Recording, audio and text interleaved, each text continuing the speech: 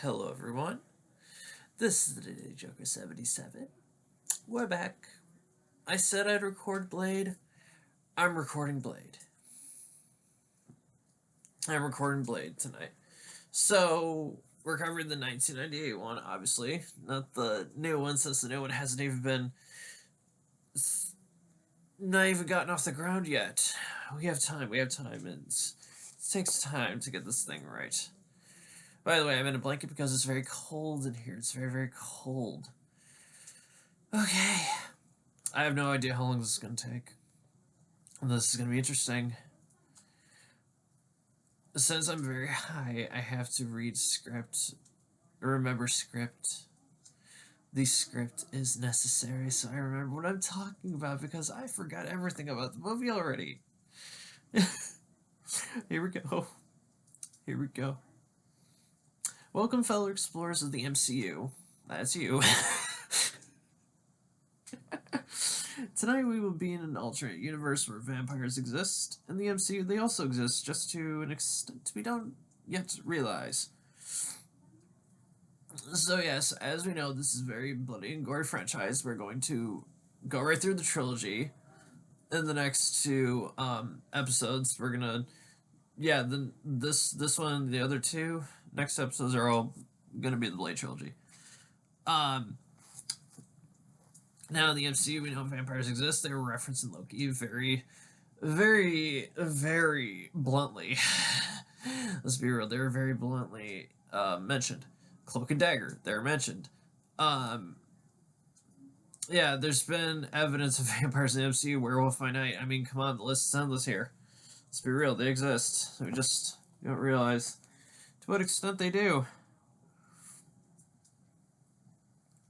I'm sorry. Blade hunts these creatures of nightmares. We will be diving into a horror movie in the multiverse that propelled the superhero genre. Very true fact, it really did. If this movie was never made, the superhero genre would be dead right now, and Marvel would not be where it is today. Damn. Well, Disney now. Damn. Marvel, Disney. Yeah. Oh, come on. Scripts. Nope. Notebook. Hold on. As you can guess, I am a vampire fan and author of a vampire series I plan to finish with this all in mind. Let's go to 1998. In an alternate universe, we do not yet know the number of the Earth just yet. But you know what time it is? To get things started, grab your bong packet, fill the damn thing. Get your pipe, pen, edibles, blunt, joint. Tell me what your preferred strain is when you want to watch horror. And this is going to be interesting. See you guys in a second, so I gotta prepare for the next part, so here we go. Hold on. And we're back. We're back. So, to understand Blade's story, we have to go back to 1967, the day that Eric was born. Yes, that is his first name. And I don't remember if they ever mentioned his last name. I think it's just Eric. I'd have to go to my encyclopedia again on Marvel because that is quite the explanation. Okay. God, this is hard to focus right now. Jesus. Okay, and then after this, I'm going to play some more Planet Coaster. We're going to get deeper into my horror park. It's going to be fun. Anyways, let's get back to the review because this is going to be a long one. Oh, this is going to be a long one. It going to take a minute. Alright.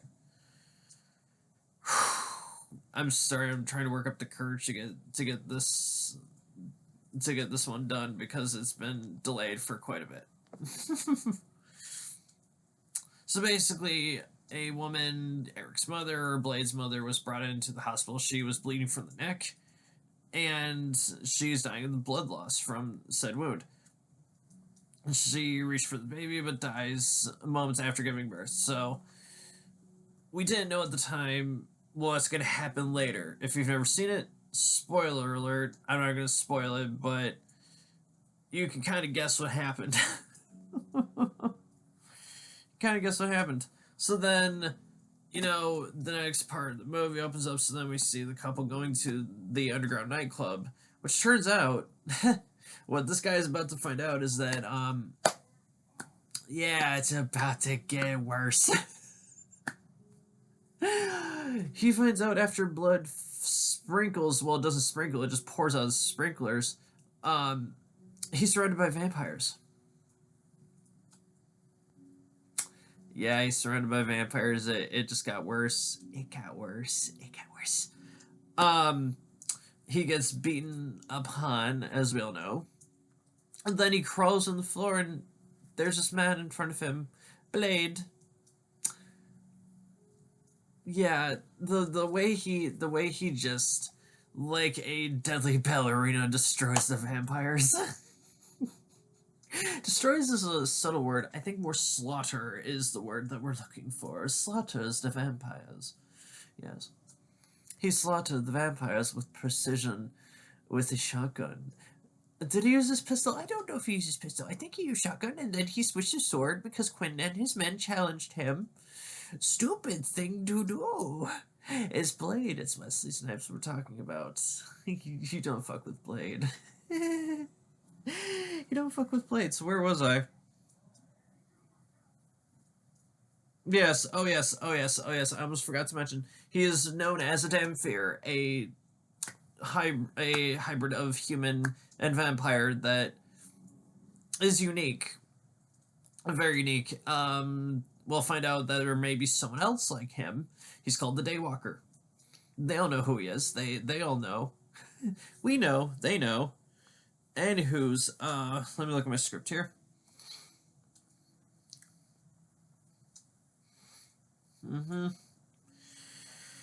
Okay, here we go. So Quinn was who Blade was after. He tracked him down to the nightclub, and bada bing, bada boom. Here we go, right? And yeah, he questions him after shooting 2 stakes to his shoulders, pins him to the wall. Quinn just rambles in a foreign language, and then Blade sets him on fire. Oh, that felt good. Okay. Hold on. Here we go. That's where I'm at in the plot. I had to remember where I was in plot. So obviously the cops arrive, and then blah blah blah, do their work, you know, bullshit, Hollywood cop bullshit. Never show what the actual investigation is. We just skip that part altogether. Let's not worry about that, no. And then Blade is off to another vampire nest, whatever you want to call it. Anywho's, oh yeah. Sorry, wrong tube. Anyway, Quinn is brought to the morgue, and then Karen and who the fuck else?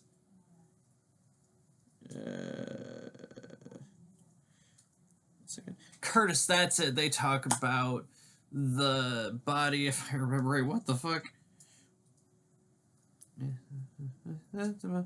Right, because they're discussing, oh, we should open this guy up, like, do an autopsy. Yeah. Oof, that's not gonna go so hot for you. He gets bitten in the neck, drained a little bit, turned, unfortunately, as we'll find out. And then Karen, well, she runs. She did discover something about the blood cells of the vampire that she does not know is a vampire, but we know is a vampire. You'll hear this word a lot as we do these reviews. You'll hear it quite a lot. Anyway, sorry, brain lagged. Yes, she was bitten from this moment on. If you do not cure the vampirism, if there's a cure, normally there really isn't. Once you're bitten, you're screwed. You slowly turn.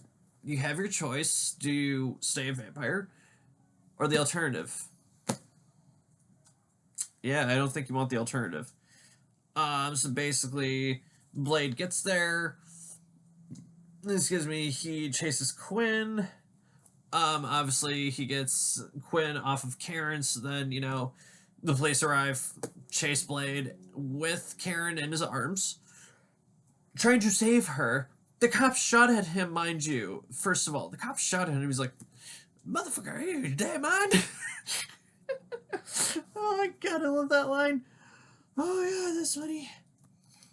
Okay, then yeah, the police still shoot at him when he throws Karen through an open window. She lands safely. Then he fucking leaps like, I don't know. That would be like what the width of that was insane. Like what the physics, this like to this point, from this point to there, brain does not compute. Right. So Blade then takes her to the hideout where Whistler, who sadly was played by Chris Christopherson, something like that or whatever. I think that's how you pronounce his name. Butchered it, maybe. I'm so sorry. I'm just trying to say it said that he passed away. And he did a great portrayal of Whistler from the original Blade trilogy, so hats off to you, sir. Rest in peace. Anyway, so Whistler pretty much looks over Karen, and then he tells Blade basically to kill her, get rid of her, stop her from turning. But instead, he wants to find a cure. He wants to find a cure. Maybe to cure himself. Maybe. So he doesn't have to be a vampire anymore. Okay. I'm really thirsty, so I hope I don't have to get up and get something to drink, because I am dying of thirst. Anyways, oh, here we go. No, I would refer to these as elder vampires, original vampires, whatever you want to call them. They're elders. Let's just put it that way. They're elder vampires. It's basically Blade's rampage of slaughter of vampires is getting their attention. They must discuss it urgently, right? Well, Deacon Frost walks in all like, "Hey, motherfuckers. So, I'm not an original elder vampire. You all are. I was just bitten. But I'm gonna go, fuck you. I'm gonna find this Blade myself and bring him into you guys and then kill him off in front of you, pretty much like, fuck all of you." Oh my god. And then, let's see here, blah, blah, blah. Right, and then, you know, they're sort of antagonistic with Deacon Frost, as we all can tell. I know, I just stuck with the middle finger. I was like, ha, ha, ha. Yep, that's what he would have done, pretty much.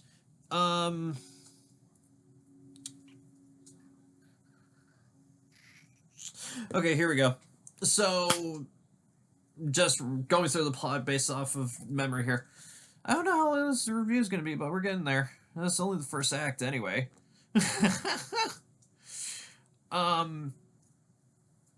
Yeah, right. So Karen further researches the blood cells anomaly within the vampire's cells. How is it described? Garlic they're allergic to. Silver kills them. UV light kills them. God. It's something about their blood they can't. I think it's they can't produce the white cells, so the blood of humans fills that gap in their blood and their blood cells. I think that's the explanation. I think that's how it was explained. Yeah, it's revealed that, you know, after Blade took a serum, that's when they reveal vampires to her. They tell her what I just told you. Garlic is what they're allergic to. It makes them go into anaphylactic shock. And then you've got silver that kills. You got UV light that kills them. Yeah. Let's see. Let's see. Here we go. We're still in Act 1. Not even the home stretch. This is gonna be long. It's gonna be a long one. How many more pages of script do I have left? Oh, we're almost done. Okay. So Dragonetti is now meeting with Deacon Frost, who is translating ancient things, codes, texts, what have you. I'm just like, the text, what have you. All right. Yeah, it's running a program to translate them. And he's like, to Deacon, like, hey, you can't stop this blade. You're not an original elder vampire. And then he smacks him. He's like, you bore me. I was like, okay, a little tension there, mind you. Oh god. So Blade brings Karen home. They're telling her get a gun to protect herself and do yourself a favor. Pretty much if you turn. They give her garlic. They give her garlic mace. Um, Familiars were following her. They have tattoos on the back of their neck, mind you, to indicate they're familiar, and that also indicates the location of a vampire facility. That little design symbol, whatever you want to call it. Anyway, she's ambushed by a familiar who's posted as a cop. She sprays him with the garlic mace, and yeah, he was like, garlic? What do you think? I'm a fucking vampire? And then Blade walks in and beats the snot out of him. Oh god, that was great. Yeah, she was bait. She was bait. Oh my god. He's transporting the familiar's transporting blood bags in his trunk of the cop car, so that's like this big, like, ice chamber, whatever you want to call it. I can't really figure it out. Brain doesn't want to compute. So, the familiar eventually comes back out to his car again. They follow him to the facility. And then, yeah, let me see here. Then he tells before then, Blade told the officer to pass on a message to Deacon Frost, that he's coming for him. Any of them. Pretty much John Wick style, like, tell them all kind of thing, right? Okay. Deacon's penthouse, that's where he told the officer, then tells the message. Deacon kills him, right? Left him for dead. So then Blade and Karen discover this big blob of a vampire named Pearl. Boy, oh boy.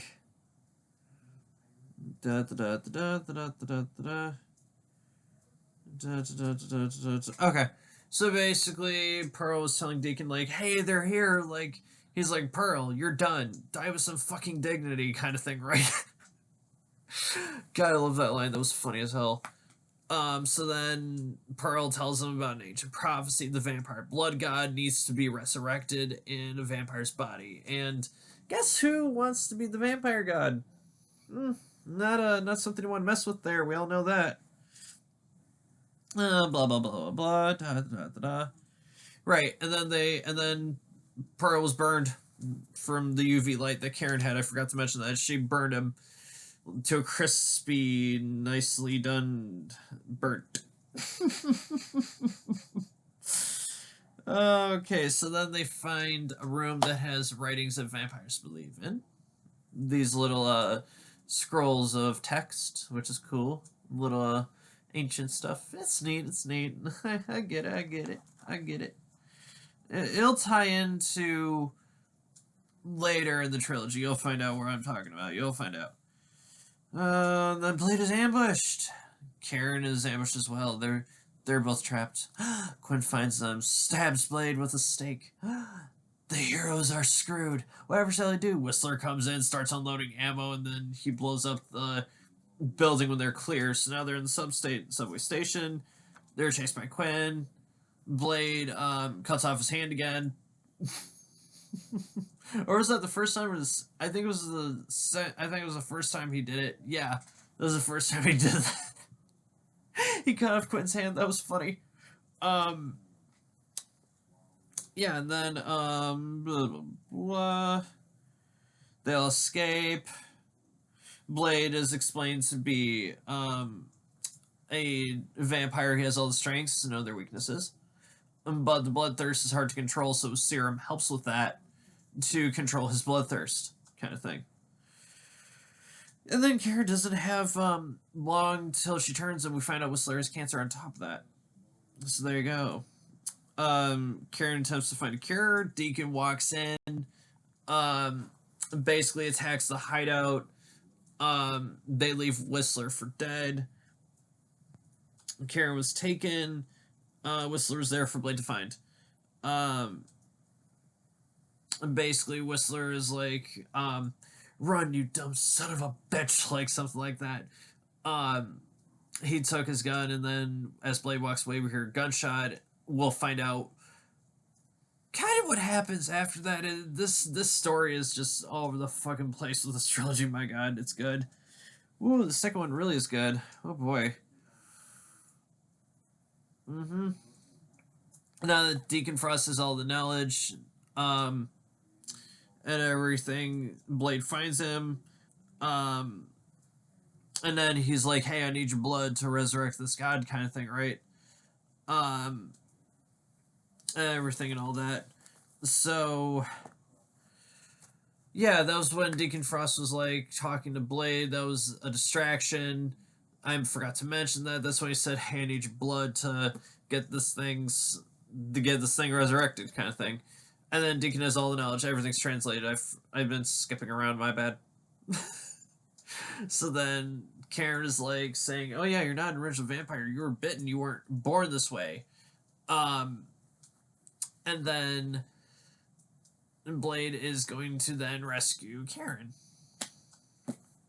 Pretty much, he goes to rescue her, and then, oh boy, does he ever! Karen develops something that makes vampires explode when injected with this little serum. It's like Blade serum, but an anti-serum kind of thing. So he's been slaughtering them with that and just making them go pop like balloons. It's funny as hell. Um, he meets his mother. Oh, we find out was not dead. I told you something was off about that, didn't I? Oh, didn't I? Yes, I did. I did. Oh, I did. She was turned by Frost. So as Blade is getting this revelation, he's ambushed by Frost's men, beaten down and knocked out. Surprising, right? So then, they're preparing the Elder Gods, Deacon and his men, for the ritual. Blade is then strapped into the little device like an Iron Maiden to get his blood drained, right? So they can use it to, resurrect the god. Then, let's see. Karen is able to escape Curtis in that little den, that little like pit. She escapes. She helps Blade get out. He's weakened. He needs blood. What does she do? Offer her neck, and then he feeds on her. Oh, he powered up. Oh, yeah. It's on like Donkey Kong now. Game on, the gloves are off kind of thing. Oh, yeah. Oh, yeah. That's what I'm talking about. Oh, yeah. Then he powers up, and then he just poses like this, and he goes roar, and then he just roars. It's sick. It's cool. It was creepy. It's nice. It's awesome. Blade has to kill his mother, which was an interesting little fight there. Then Blade has to take on the rest of the henchmen, and this was just an awesome action scene. I mean, really show off what Wesley Snipes could do, in my opinion. That was sick. You don't let Blade power up on blood. That was a mistake. That was a big mistake. So he and Deacon fight. He finds out there's no way to kill him with conventional weaponry. And nothing's working. He can just heal. Like, his body is made of blood, pretty much. It's just like this. It's kind of like a symbiote. Like, it's not like solid matter, but it's liquid matter. You get the point. He finds out a way to kill Deacon. He throws the serum at him, and then beautifully, tornado fucking kick to his head, smacks that serum right between the eyes, and kills Deacon. He blew up. So Blade is able to. I think Karen was cured. I think she was. Blade is now searching for Whistler and Moscow. That. Yeah, that's his like most recent stop, and then Blade 2 we will get into later on. Alright, with this introduction into this horror universe, we will conclude the trilogy and find out there's more to fear than Blade. Okay, that's all I gotta make for this review. I'll see you guys later. Peace. Oh yeah, by the way, tell me what you were smoking or what you were having for edibles while watching this video. See ya.